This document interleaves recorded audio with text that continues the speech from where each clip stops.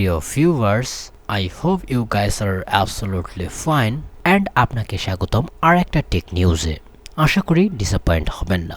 তো প্রথমে যেই বিষয়টি নিয়ে কথা বলবো এটা নিউজ নাও হতে পারে, কারণ টেক স্পটে আমরা কয়েকটা বেস্ট 1440p লেভেলের গেমিং মনিটর দেখতে পাচ্ছি, বেশ কয়েকটা। তার মধ্যে দুইটা থাকছে অ্যাফোর্ডেবল, যেটা অবশ্যই খুব ভালো প্রাইসিংয়ের সাথে আসছে। হ্যাঁ, 27 ইঞ্চের সাথে যদি 180 হার্জ বা 170 হার্জের সাথে আসে, এটা অনেকটাই ভালো মনে হয়, কারণ MSIর G27 4QVF QD27 এই 170 হার্জের আইপিএস প্যানেলটি শুধুমাত্র $227 থেকে $30 মধ্যেই অ্যাভেলেবেল। অনেক জায়গায় ইউএস মার্কেট থেকে শুরু করে অস্ট্রেলিয়া পর্যন্ত এরকমই প্রাইস চলছে। আর একটা এখানে আছে, হ্যাঁ এখানে অনেক কয়টা লিস্ট দিয়েছে, তার মধ্যে বেস্ট বাজেট যেগুলো সেগুলো।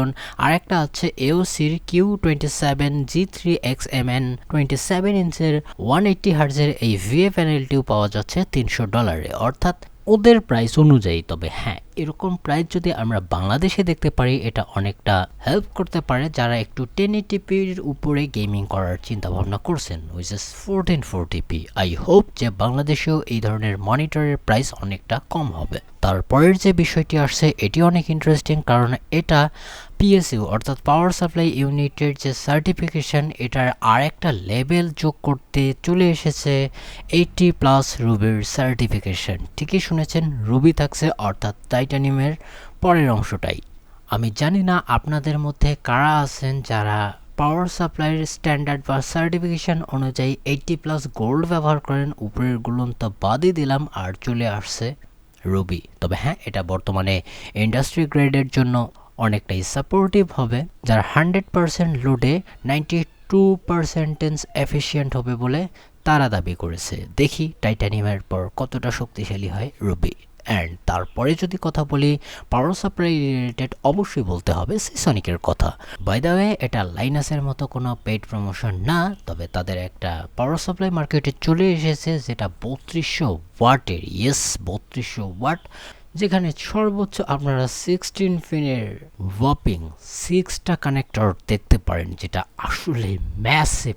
আর তারা অনেক ইমপ্রুভ করেছে তাদের অপটিসিং ডিজাইনের ক্ষেত্রে, অর্থাৎ এই পাওয়ার সাপ্লাইগুলো নিয়ে আপনার চিন্তা ভাবনার কারণেই একদম টপ নচ।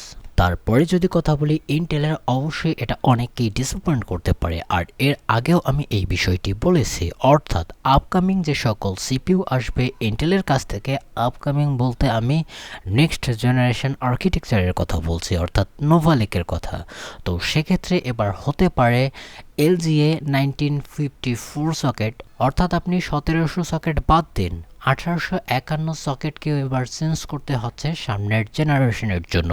আমি জানি না এটা কতটা বেনিফিশিয়ারি হতে চলেছে ইন্টেলের জন্য। পারফরমেন্স সম্পর্কে আমরা বেশি কিছু জানছি না, কোর হয়তো বা এবার খানিকটা চেঞ্জ হতে চলেছে। অবশ্যই অনেক ইন্টারেস্টিং এবং অনেক ইমপ্রুভমেন্টের সাথে আসবে, এবং তাদের যে নোট ব্যবহার করবে তাদের ইন্টেলের 18A, সেটাও অনেক সফিস্টিকেটেড হতে চলেছে। তবে দেখার বিষয়ে আসলেই তারা সামনের দিকে কি করে, আর তারা কি অ্যারোলেক রিফ্রেশ নিয়ে আসবে কিনা সেটিই দেখার বিষয়।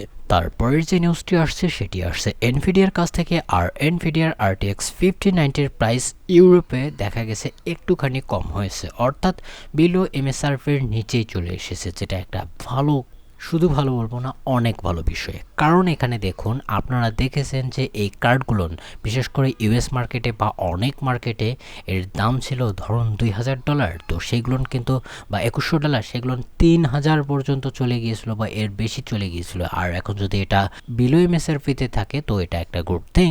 প্যালিটের একটা কার্ডে দেখা গেছে এবং NO3D-তেও দেখা গেছে, অর্থাৎ অন্যান্য কোম্পানিগুলোর প্রাইসও হয়তো বা কমতে পারে, এটা একটা গুড সাইন। বাংলাদেশেও দেখা যাক যে কমে কিনা, এর কাস্টমার তো বাংলাদেশে অনেক কম। তারপরে যদি নিউজের কথা বলি, এটি আসছে AMDর কাছ থেকে, এটা লিক ফেজে আছে, আর এটা যদি সত্য হয় এটা অনেকটা আই ক্যাচি হতে পারে অনেকের জন্য, কারণ AMD Radeon RX 9060 XT-র যে 16GB ভ্যারিয়েন্টটা হবে, এটার বর্তমান সময়ের জন্য সিনথেটিক বেঞ্চমার্ক আমাদের সামনে চলে এসেছে, যেটা অবশ্যই 25% ফাস্টার দেখাচ্ছে রেগুলার RX 7600 XT-র তুলনায়, যেটা আসলে একটা ভালো থিং। কারণ আমরা যদি এখানে শুধুমাত্র OpenCL এর স্কোর দেখি, তো এখানে অবশ্যই আমরা প্রায় ওরকমই বলছি যে 25% কাছাকাছি স্কোর দেখতে পারছি। আর ভলকানের যদি স্কোর দেখি সেখানে আমরা সিমিলার দেখতেছি। তবে এখানে আরেকটা বিষয় খেয়াল করেছেন, তারা যে এই কার্ডটি নিয়ে আসবে এটা কিন্তু বাজেট সেগমেন্টের, অর্থাৎ 60-র সাথে তারা কম্পেয়ার করেছিল। তবে RTX 5060-র 8GB ভ্যারিয়েন্টের চেয়েও কিন্তু মোটামুটি একটু নিম্ন লেভেলের পারফরমেন্স করবে OpenCL-এ, তবে হ্যাঁ একটু ভালো করবে আবার ভলকানে। আবার বলছি, এটা সিনথেটিক বেঞ্চমার্ক, আসলে গেমস আসলে বোঝা যাবে সেখানে আসলে কি হচ্ছে। তবে Geekbench 6 এর টেস্ট কিন্তু বিশেষ একটা মিথ্যা বলে না। তবে দেখার বিষয়, এটা যদি MSRP'র কাছাকাছি পাওয়া যায়, অর্থাৎ একটা অ্যাফোর্ডেবল প্রাইসে, বিশেষ করে বাংলাদেশে 50,000-এর যদি নিচে এটা পাওয়া যায়, এটা আসলেই, ইভেন যদি 50-র কাছাকাছিও প্রাইসে পাওয়া যায়, এটা অনেকের জন্য ভালো অপশন হতে পারে যদি আমরা বাংলাদেশের পার্সপেক্টিভ থেকে চিন্তা করি। অ্যান্ড শেষের যে নিউজটি আসছে এটি আপনার মাইন্ডকে ব্লো করে দেবে, কারণ আপকামিং যে সকল AMD'র কাছ থেকে কার্ড আসবে, উইচ ইজ 10,000 সিরিজও আপনারা বলতে পারেন। সামনে তো আর RDNA আর্কিটেকচার থাকছে না, এটা CDNA এবং RDNA-এর সাথে কম্বাইন্ড হয়ে একটা ইউনিফাইড আর্কিটেকচার তৈরি করবে, যেটাকে ইউনিফাইড UDNA-ও তারা বলছে। তবে এখানে পারফরমেন্স ম্যাটার করতে পারে, কারণ এখানে আমরা যদি কেপলারের একটা টুইট দেখি তো এটা আসলেই মাইন্ডকে ব্লোয়িং করে দেওয়ার মতো বিষয়। কারণ আমরা বর্তমান সময়ে যদি RDNA 4 আর্কিটেকচারের দিকে দেখি তো এখানে পার কম্পিউট ইউনিটের শেডার ইউনিট থাকছে শুধুমাত্র 64, তবে এটা সামনের দিকে হয়ে যাবে 256, যেটা 4 টাইম প্রায় বলা যায় মোর হয়ে দাঁড়াবে। অর্থাৎ আপনারা চিন্তা করতে পারছেন এটা কতটা পাওয়ারফুল হতে পারে। যদি নাও হয় আসলেই নেক টু নেক লেভেলে যদি আমি কথা বলি ফ্ল্যাগশিপ কার্ডের, তো সেক্ষেত্রে NVIDIAর RTX 6090-র সাথে কম্পিট করার সমূহ সম্ভাবনা থাকতে পারে। আর কেপলারের কথা তো আপনারা নতুন করে শুনছেন না। I hope NVIDIA, AMD and Intel আমাদের জন্য ভালো গ্রাফিক কার্ড বানায় উইথ একটা অ্যাফোর্ডেবল প্রাইসে। অ্যাফোর্ডেবল বললে এটা ভাববেন না যে খুব কম প্রাইসে, না, রিজনেবল প্রাইসে আর কি, প্রতিটা সেগমেন্ট অনুযায়ী। আই হোপ যে ভিডিওটি আপনার ভালো লেগেছে। যদি লেগে থাকে অবশ্যই লাইক দিবেন, যদি কিছু বলার থাকে কমেন্টে জানিয়ে দেবেন, আপনার বন্ধুদের সাথেও শেয়ার করতে পারেন। কারণ টু বি অনেস্ট আমার হাতে কোনো প্রোডাক্ট নেই, তাই ভিডিও সেভাবে বানাতে পারছি না।